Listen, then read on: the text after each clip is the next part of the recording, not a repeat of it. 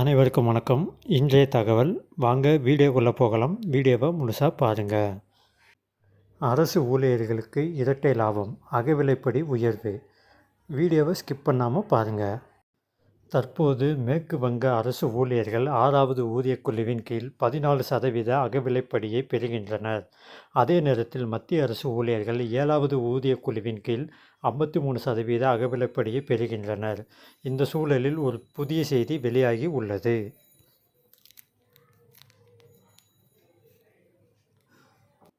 அரசு ஊழியர்களுக்கு இரட்டை லாபம், அகவிலைப்படி உயர்வு. மத்திய அரசு ஊழியர்களுக்கு நல்ல செய்தி. இந்த ஆண்டின் தொடக்கத்தில் மத்திய அரசு ஊழியர்கள் மகிழ்ச்சியான செய்தியை பெற்றனர். 8வது ஊதியக் குழுவை அமைக்க அரசு ஒப்புதல் அளித்துள்ளது. இது ஊழியர்களின் நீண்ட நாள் கோரிக்கையாக இருந்தது.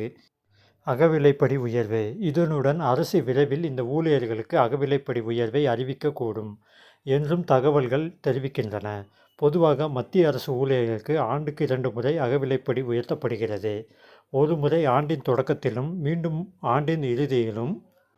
அரசு ஊழியர்கள் முதல் அகவிலைப்படி உயர்வு பொதுவாக ஹோலிக்கு முன், அதாவது மார்ச் மாதத்தில் அறிவிக்கப்படும்.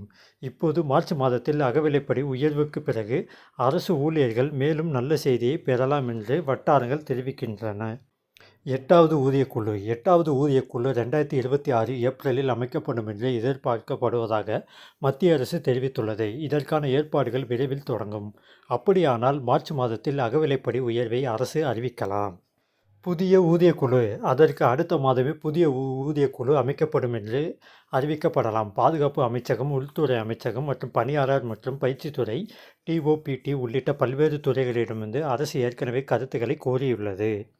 மத்திய அமைச்சரவை இந்த கருத்துக்களை பெற்ற பிறகு 8வது ஊதியக்குழுவிற்கான விதிமுறைகள் வகுக்கப்படும். பின்னர் மத்திய அமைச்சரவை இறுதி திட்டத்திற்கு ஒப்புதல் அளிக்கும். மத்திய அரசு ஊழியர்கள் நீண்ட காலமாக 8வது ஊதியக்குழுவை அமைக்க கோரி வருகின்றனர். அரசு ஊழியர்களின் சம்பளம். சமீபத்தில் புதிய ஊதியக்குழு குறித்து விவாதிக்க பிப்ரவரி 10ஆம் தேதி ஒரு கூட்டம் நடைபெற்றது.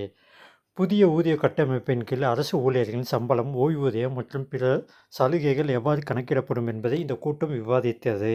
இன்றுடன் இந்த தகவல் முடிவுற்றது. மேலும் இதுபோன்ற தகவல்களை அறிந்து கொள்ள நமது செலியன் தமிழ் சேனல் சப்ஸ்கிரைப் செய்யவும். மேலும் உங்கள் கருத்துக்களை கமெண்ட் கூறவும். இந்த வீடியோ உங்களுக்கு பிடித்திருந்தால் லைக் பண்ணவும். மீண்டும் அடுத்த வீடியோவில் சந்திப்போம். நன்றி, வணக்கம்.